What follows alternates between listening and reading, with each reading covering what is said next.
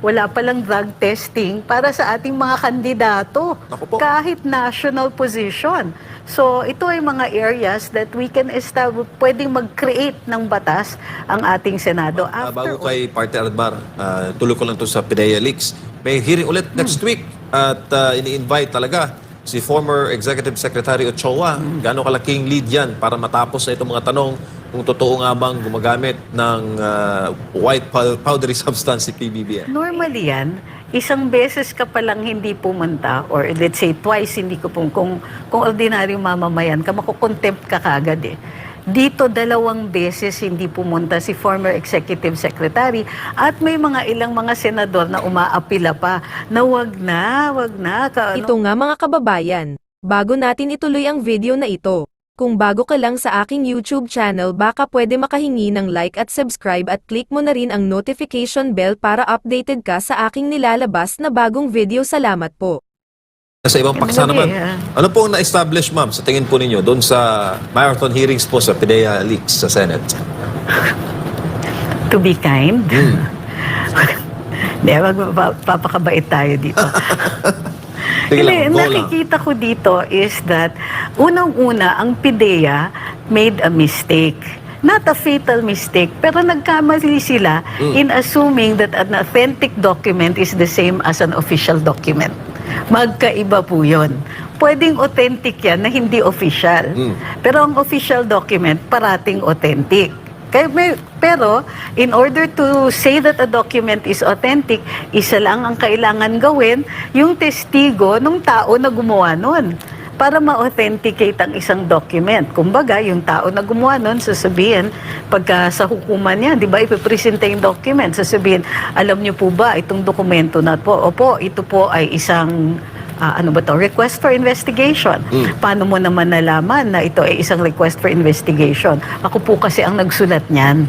So, ayun, that's all you need to establish the authenticity of the document. Whereas, ang official document, ito po ay usually contained yan sa records. There has been an action taken or an action requested on that particular document at nagtatalaga ito ng official action. So, dito, sinabi na kaagad, ang defense kaagad ng PIDEA, nakikita natin is that that document does not exist. And therefore, dahil wala yan sa aming records. Mali. So, tapos sinasabi nila, hindi pwedeng authentic yan kasi wala yan sa records namin. So, those are two different things. If they're in your records, you can say they're official.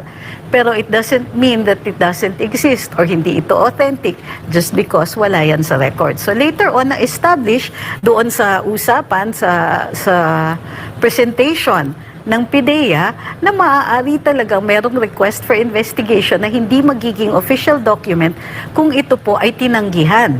At yung sinasabi nila na hindi ito pwedeng tunay kasi walang control number, as it turns out, magkakaroon lang ng control number kapag napaunlakan yung request for investigation. So merong mga dito, merong parang hindi nag-level off kung ano yung mga definitions dito. Sana na-establish ng maaga, it would have saved everybody a lot of time. On the other hand, yung ibang mga meron naman dito, nakikita natin na hindi naman magiging sayang itong hearings na ito dahil posibleng magbunga ito ng legislation katulad ng classification of documents, penalty sa paglalabas ng mga top secret and other kinds of restricted or secret documents. Ang isa pa ay of course yung loophole pagdating dito sa mga drug testing. At saka yung fact na wala palang drug testing para sa ating mga kandidato kahit national position. So ito ay mga areas that we can establish, pwedeng mag-create ng batas ang ating Senado. After all, ito po ay isang inquiry in aid of legislation. So, there were other things rin na siguro mahalaga para malaman ng ating publiko ay it seems merong confusion dun sa definition ng hearsay. So, hearsay is walang personal knowledge yung tao na tumetestigo as to the truth or falsity of what he had heard. So, ibig sabihin, kung si Mr. B ay may sinabi kay Mr. A, hindi pwedeng sabihin ni Mr. A, totoo yung nangyari, base lang dun sa sinabi ni B sa kanya. Pero, ang hindi lumalabas ay yung pagkasabi ni Mr. B kay Mr. A, pwedeng magtestigo si Mr. A as to the fact that B told him something. So, magkaiba yon. The truth or falsity of what B said is not what A can testify on. But A can say, B told me this. So, hindi po na-distinguish yan. Kaya nga po, ang tagal-tagal, ilang oras yata na nag-uulit-ulit ang isang senador at sinasabi doon sa resource person na hearsay yan without bothering to explain kung ano exactly ang nature ng hearsay evidence. Ma'am, based po sa inyong experience sa mga hearing, sinabi po ni Pangulong BBM na sinungaling itong si former PDEA Agent Morales. Sinabi naman ni Agent Morales, Mr. President, hindi po ako ang nagsabi na nakita kayo at namataan kayo na gumagamit ng di umunay white powdery substance. Tinipan niya lang yung istorya ng yung testimony ng confidential informant. Safe ba yun na depensa sa trial? Actually, yes, very logical.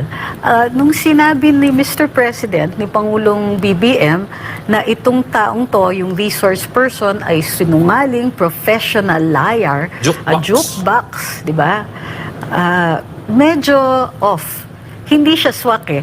Although it could lead to, ang ginagawa ng ating Pangulo ay dinidiscredit itong taong ito. Samantalang ang testigo, ang pagsasaksi ni Mr. Morales ay dun lamang sa pag-interview niya ng informant at sa pag-request niya for investigation. So yun lang po yung testimony. Hindi siya nagte-testify kung totoo o hindi yung sinabi ng informant niya. Kinukuha niya yung statement, kinabit niya yung ibang ebidensya, isinumite ito bilang request for investigation para ma-determine kung totoo nga yung sinasabi ng informant. So kahit yung sa truth or falsity ng sinabi ng informant, hindi po tumestigo si Mr. Morales. Ang sinasabi lang niya is, he took the testimony, he took the statement, and he asked for further investigation para ma-determine kung totoo nga itong informant na ito. So medyo posibleng premature yung response ng ating Pangulo kasi wala naman sinabi si Mr. Morales na meron siyang ginawa. Tsaka kung susundan mo, ma'am, yung pag-confirm ni Ms. Marisol Soriano na kanya yung unit, di ba?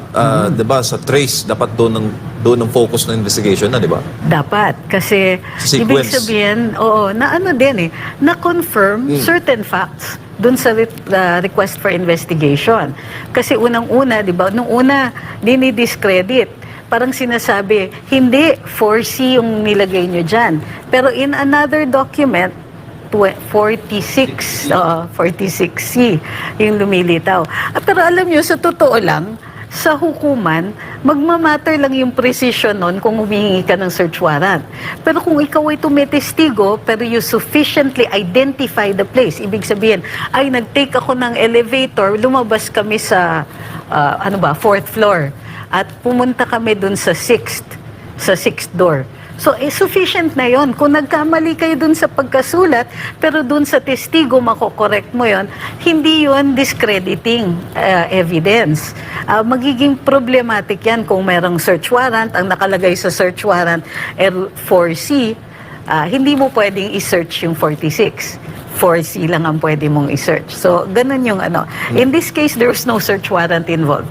Ma'am, bago kay Party Admar, tuloy ko lang to sa PDEA leaks. May hearing ulit next week at ini-invite talaga si former Executive Secretary Ochoa. Gaano kalaking lead yan para matapos na itong mga tanong kung totoo nga bang gumagamit ng white powdery substance si PBBM? Hindi siya direct evidence. It's only indication na meron, kasi sinalag yung investigation. Hindi pinatuloy. Ngayon, bibigat yung suspicion na totoo ito. Kasi bakit ka magsasalag ng investigasyon kung wala naman? Kung walang iimbestigahan. Ngayon, as to whether or not ganung incident yung totoo doon or what another incident, hindi tayo sure. It just raises enough suspicion that could warrant further investigation.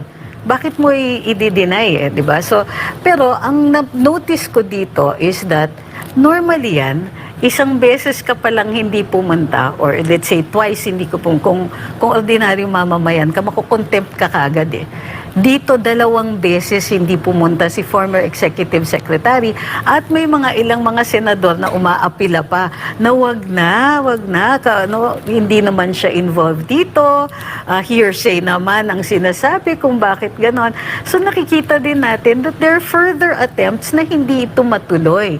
So sana hindi na lang nila ginawa, or at least hindi nila pinakita sa publiko, kasi ngayon mas tumataas yung level of suspicion that there is something to hide.